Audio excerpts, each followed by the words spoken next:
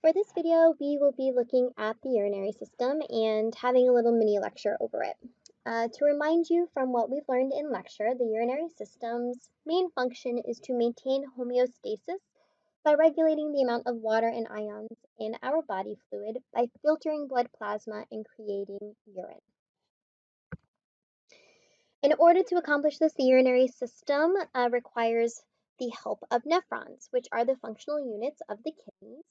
They will help to extract and filtrate from the blood, which is typically plasma, which is mostly water, urea, and other solutes dissolved in that plasma. And then they're going to refine that filtrate to produce our final product, which is urine. From the kidneys, the urine will then travel through the urinary tract, which consists of the ureters. The urine will then be stored in the urinary bladder and then expelled through the urethra. So this is kind of an overview of what we're looking at here. We're going to follow the kidneys, really blood flow to the kidneys, into the kidneys to the nephrons, specifically down here. We're going to talk about the interactions between the nephron and the blood vessels and how we produce urine, and then take the blood out of the kidney and back into the circulatory system. So to start, in order to create urine from plasma, we need access to blood. So we are going to talk about blood flow to and from the nephron. Looking at our torso model here, we can see we have the descending abdominal aorta, and branching off of that, we have a right and a left renal artery. The renal arteries, I said that backwards, I apologize. The right and left renal arteries. The renal arteries bring blood to our kidney at this little indent here called the hilum. Once the kidney produces the urine, urine will flow out of the ureters down towards the bladder, which is missing in this model. But the focus here is that our blood supply is coming from the renal arteries going to the kidneys from the descending abdominal aorta. So we have our renal artery. Looking at our kidney from our model, the renal artery here is going to enter again at this indent known as the hilum. I prefer to label the hilum here because nothing else is getting in the way, and you can see that nice clear indent. But as the renal artery enters the kidney at the hilum, it's going to enter an area inside the kidney known as the renal sinus. It's in the renal sinus that the renal artery will split into a segmental artery, which we see right here. The segmental artery will then move here up into a region of the kidney known as the medulla and then the cortex. So before we continue, let's just take a look at those two parts real quick. Oops, I apologize. So this outer part here of my kidney is known as the renal cortex. And then the part deep to that, all of this, is known as the renal medulla. And the medulla has two parts to it. We have a renal pyramid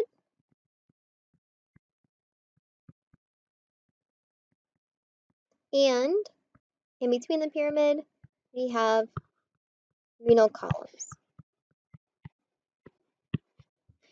Now, if I wanted to divide the kidney into lobes, I'm going to erase the marks that I have.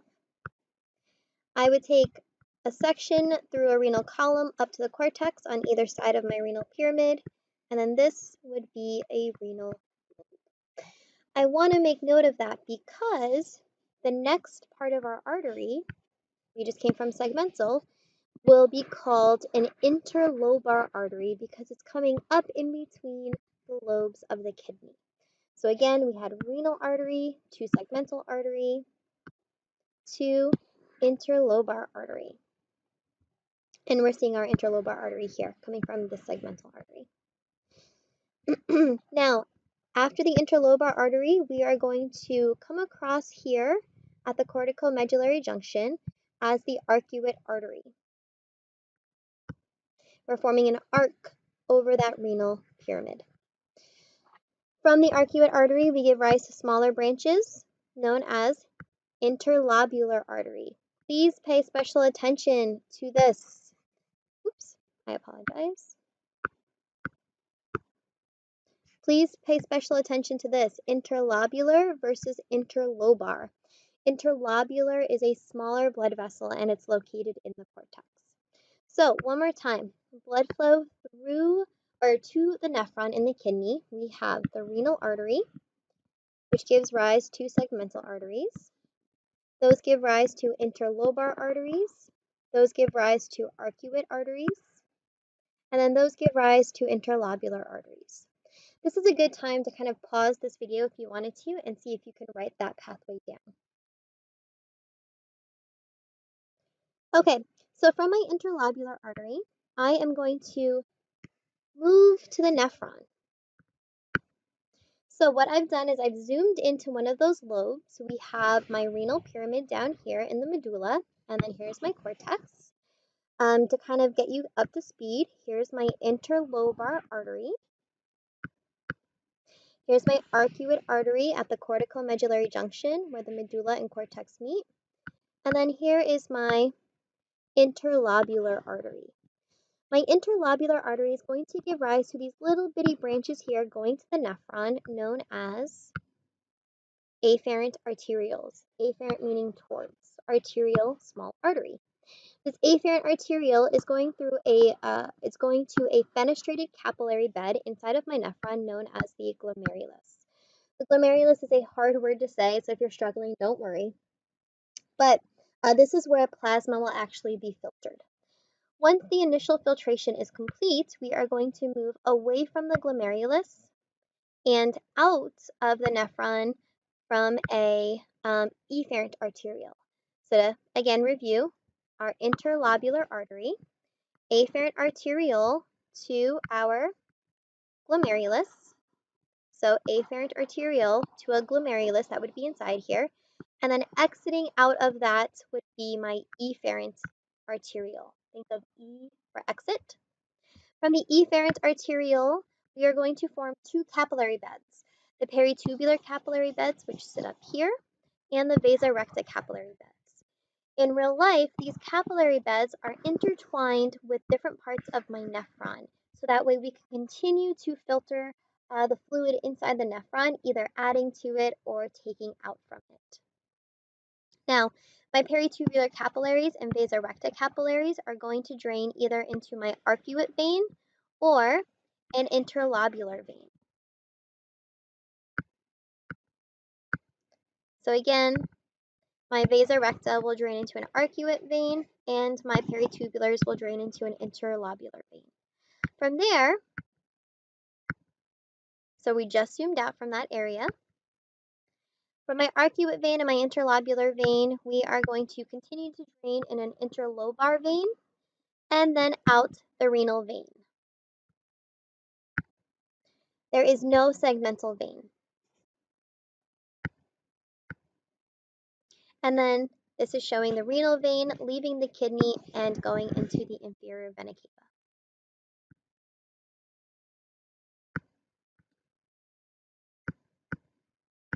Okay, what I want to do real quick is add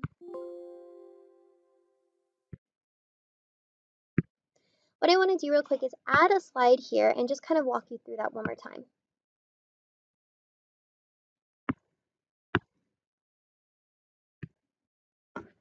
So let's talk about blood flow to the kidney and from the kidney.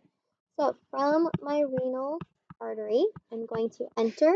And if you want, this is another great time to kind of pause your video and see if you can do this blood flow in and out of the kidney by yourself and then check it against this. So from the renal artery, I'm going to become the segmental artery. From the segmental artery, I am going to become the interlobar artery.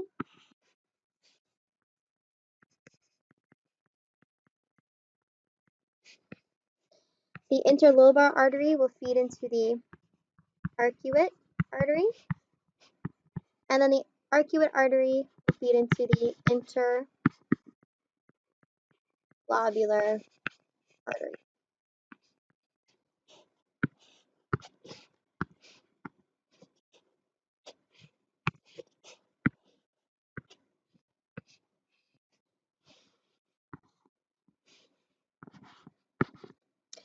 Now, the interlobular artery will give rise to my afferent arteriole, and my afferent arteriole will feed my glomerulus.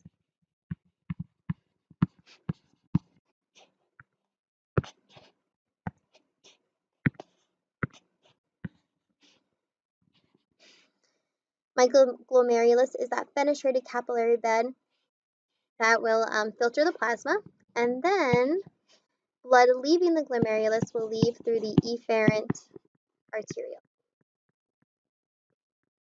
Now, the efferent arteriole will feed into two capillary beds. I'm going to write these in purple to show that there's some exchange going on. We have the peritubular capillaries and the vasa recta capillaries.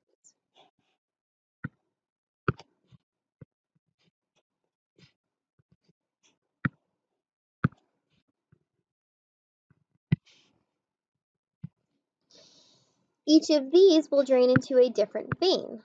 So the peritubular capillaries will drain into one vein, and the vasa recta will drain into the other. The peritubular will drain into the interlobular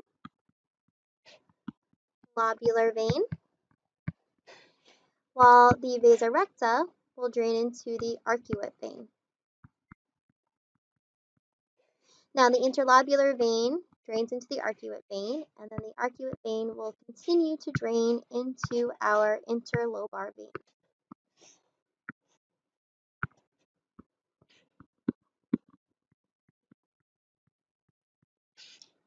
That's a little close.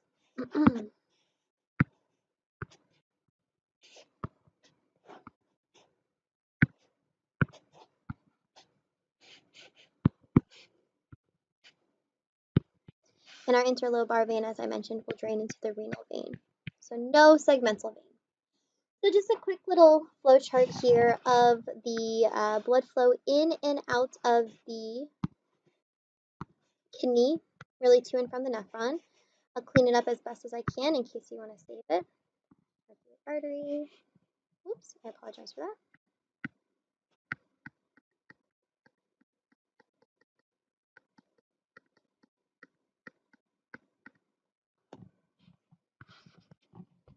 And there you go.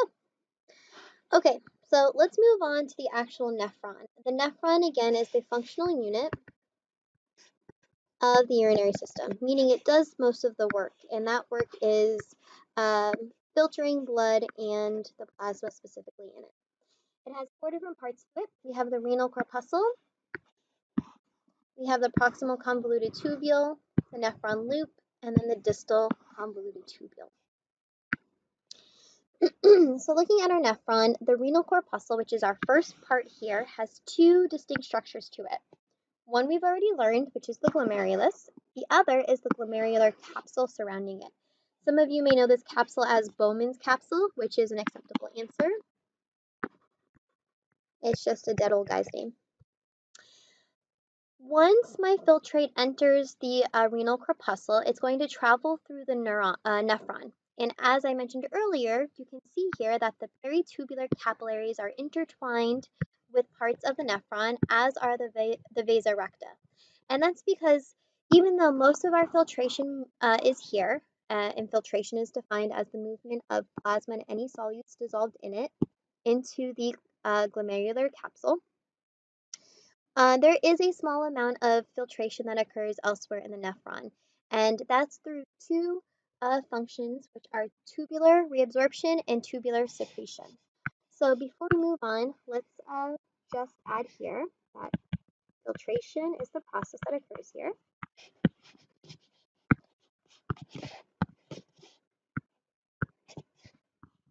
And that's the movement of dissolved plasma, or plasma and dissolved solutes into our nephron. As we move through the nephron, we're going to see two other processes occur. We have tubular reabsorption.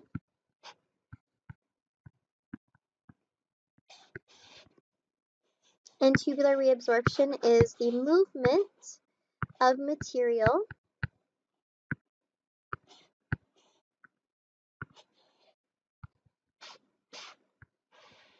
movement of material from our nephron back into the blood, while tubular secretion is the movement of material from our blood into the nephron.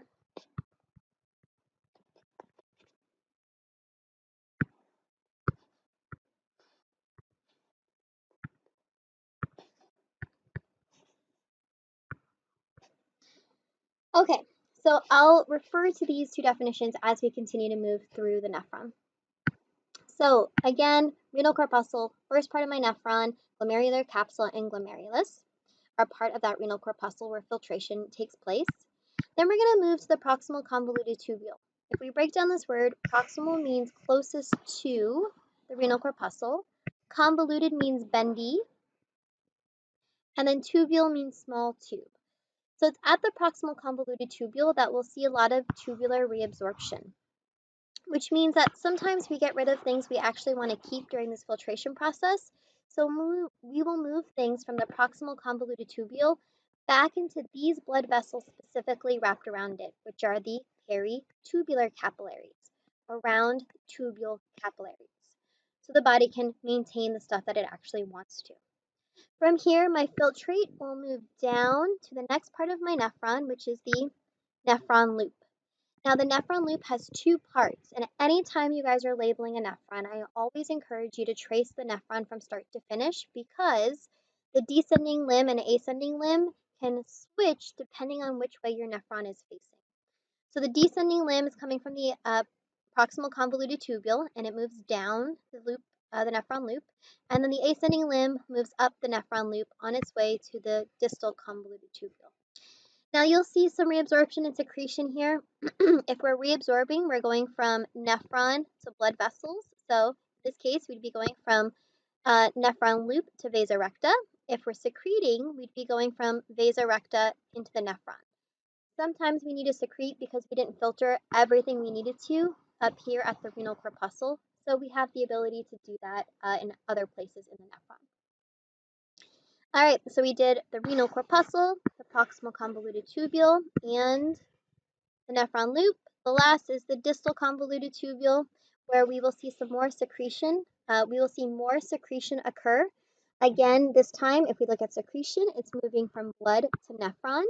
So the blood vessels we're specifically talking about up here in the cortex are the peritubular capillaries, and they would be moving into the distal convoluted tubule of the nephron.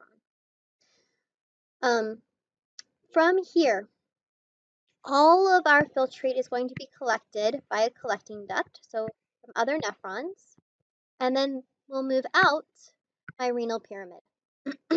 So here's my collecting duct, and then we're going to move out the renal pyramid near the renal papilla. I'll write that down for you guys. So this end right here of my pyramid is known as the renal papilla. Once filtrate leaves the renal papilla, it's officially called urine. So on this picture, to review, we have the renal corpuscle. And you can see the glomerular capsule on the outside and the glomerulus on the inside. We have our nephron loop, our proximal convoluted tubule that goes down to our nephron loop through the descending limb and then up the ascending limb. So there's my descending limb and there's my ascending limb. And then lastly, the distal convoluted tubule. And again, please make note that the distal convoluted tubule comes right up against the renal corpuscle and the afferent arteriole, because in lecture we talked about the juxtaglomerular apparatus and how the distal convoluted tubule and the afferent arteriole work together to regulate filtration. So if you want, take a minute to try to label this one on your own, and then we will go through it together. So go ahead and pause the video, label it, and then we'll check your answers. Okay, so if you went ahead and paused the video, let's check your answers. We have the renal corpuscle here, specifically the glomerulus and the glomerular capsule. The proximal convoluted tubule, I'm hoping you called this the descending limb and this the ascending limb of the nephron loop. It's opposite of this side, but that's because our entire nephron is switched to face the other direction. Again, it's really important that you trace the nephron as you label it. And then lastly, we have the distal convoluted tubule here. All of our filtrate will be sent again down the collecting duct to the renal papilla, and then out the next structure, which is called the minor calyx right here. So you can see our collecting duct coming into the minor calyx, where we're now officially urine. So from the renal papilla to the minor calyx. A couple of these will make a larger calyx called the major calyx, and then a couple of the majors will empty into a renal pelvis. So the renal pelvis is this structure here in the region of the kidney known as the renal sinus. Students often get the renal sinus and the renal pelvis confused. The renal pelvis is part of the flow of urine. It's a structure inside of a region known as the renal sinus. From the renal pelvis, we enter the urinary tract, which is where we will find the ureter.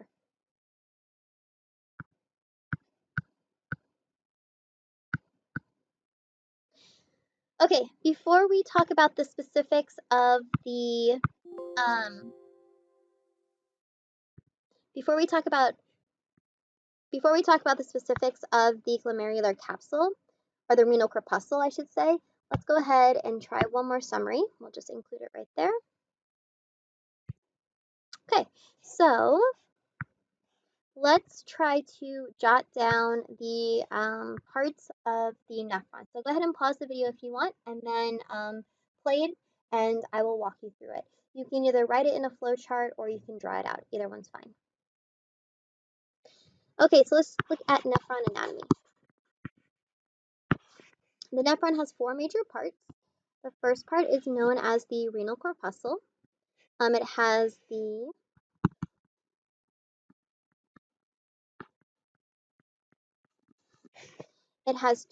parts to it. We have the glomerular capsule,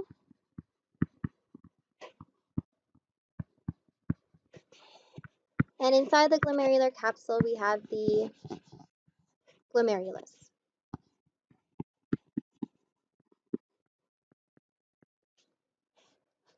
So that's the first part of my nephron, renal corpuscle. From the renal corpuscle, I have the proximal convoluted tubule,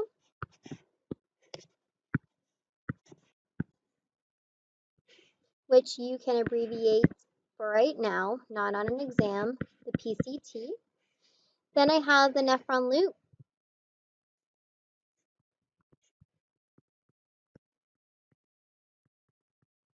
which has the descending limb and the ascending limb.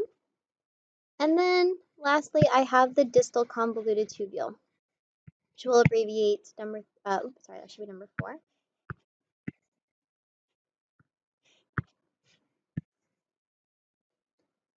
Number 4, the DCT, distal convoluted tubule.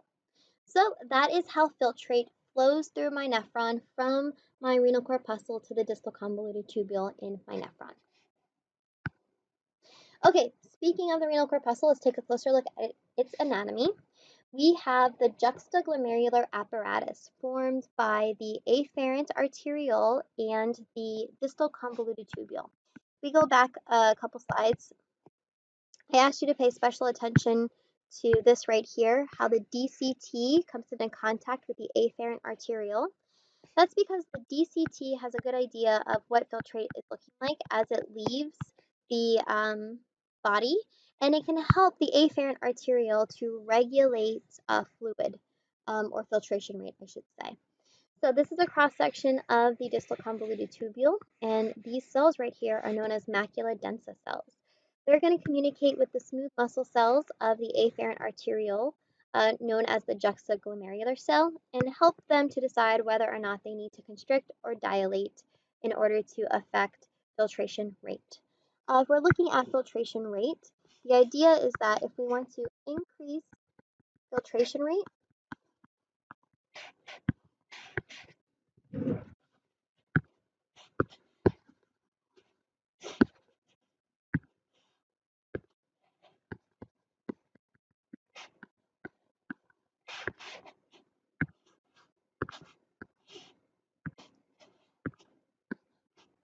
we need to fill the glomerulus up with as much blood as possible. So how do we do that? Well, we need to increase blood pressure, and we do that by opening or vasodilating, so vasodilating the afferent arteriole and vasoconstricting the efferent arteriole.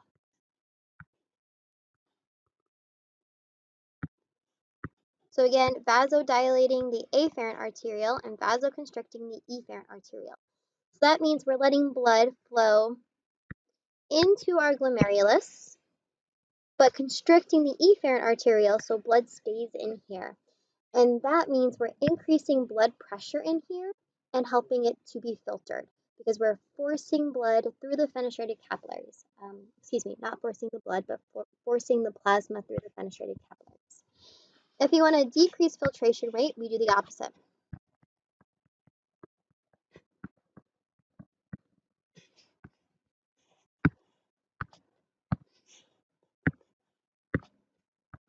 If you guys made a drinking game out of how many times my pen made random lines across the screen, you'd be wasted by now.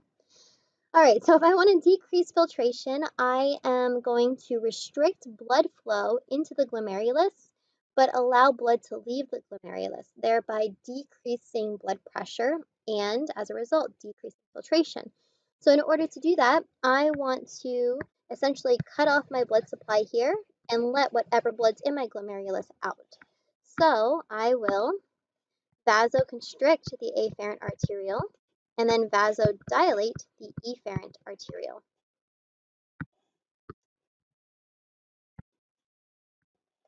And again, the macula densa cells of the distal convoluted tubule up here can help the afferent arteriole decide whether or not it needs to vasoconstrict or vasodilate to affect filtration, because the distal convoluted tubule knows pretty much what the filtrate is going to look like as it leaves the nephron. Looking at some other structures here associated with the renal corpuscle, you can see the glomerular capsule. It's lined by a simple squamous epithelium. We see the actual glomerulus here. It is a fenestrated capillary bed covered by these little octopus-looking cells known as podocytes. It's the podocytes and the endothelium of the glomerulus,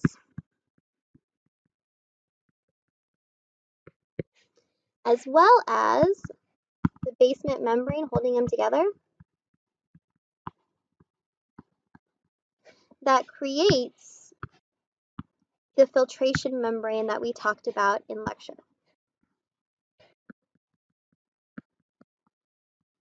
So all that's saying is, in order for blood to get into this capsular space, we need to go through the endothelium of the glomerulus, through the basement membrane, and then lastly, those podocytes are creating these little filtration slits that we have to squeeze through here in order to get to this capsular space in here. Okay, so a review of some of the functions we talked about. We said filtration occurs at the renal corpuscle. So we'll write that down.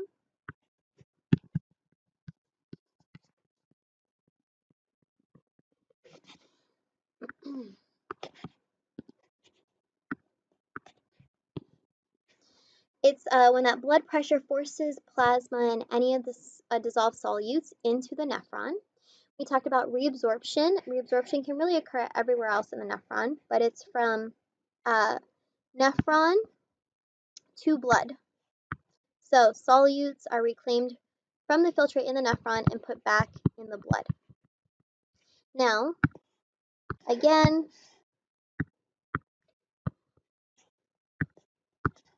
if this is happening in the cortex, so we'll write this down too. This is happening in the cortex. We're going from either our PCT or DCT into the blood contained by the peritubular capillaries.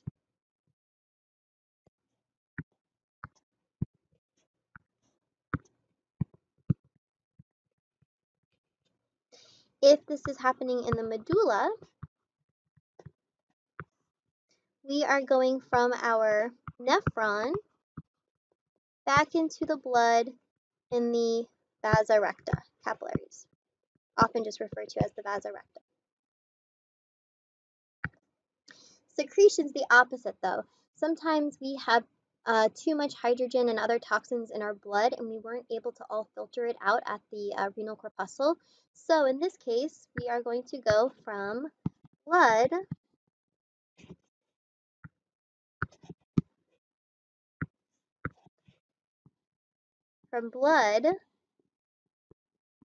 to nephron. So let's practice. If I am in the cortex, I'm going to go the opposite way. So I'm going to go from those peritubular capillaries to the DCT or PCT. And if I'm in the medulla, I'm going to go from the vasa recta to the nephron loop.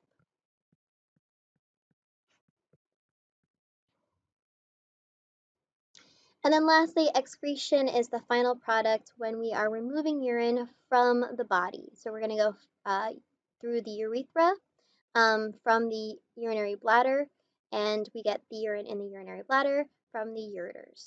So one more time, what we've done here is we've straightened out my nephron. So there's my renal corpuscle.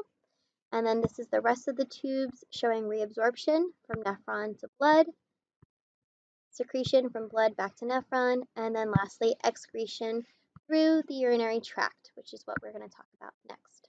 So I should say tract, not Tracy. I don't know if a urinary Tracy.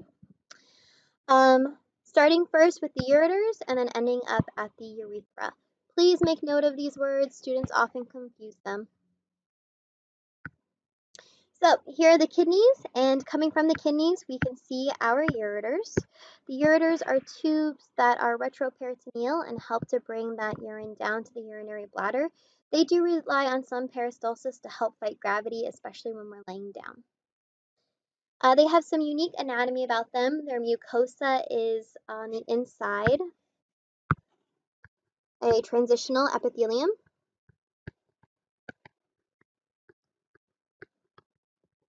To allow for stretching to accommodate the various volumes of urine. And another thing to note outside of the fact that they're retroperitoneal, so their outer layer is adventitia, their muscularis layer is unique because it's opposite of what we learned about in the digestive system. In the digestive system, we learned about the muscularis layer having an inner circular and an outer longitudinal layer. It's opposite in the urinary system. So muscularis has a inner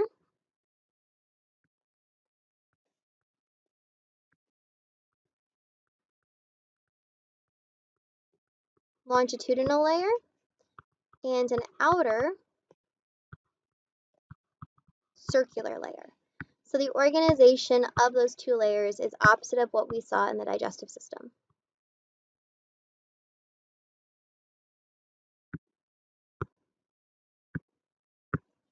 Mucosa, muscularis,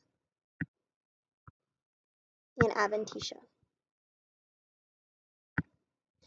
All right, looking at the urinary bladder, whose job it is to store urine until we're ready to remove it from the body, we have the urinary bladder composed of a special muscle known as the detrusor muscle. The detrusor muscle is smooth muscle, and it makes up the muscularis layer of the urinary bladder, but all of its fibers are going in a bunch of different directions. So instead of having a longitudinal layer and a circular layer, we just call it the detrusor muscle.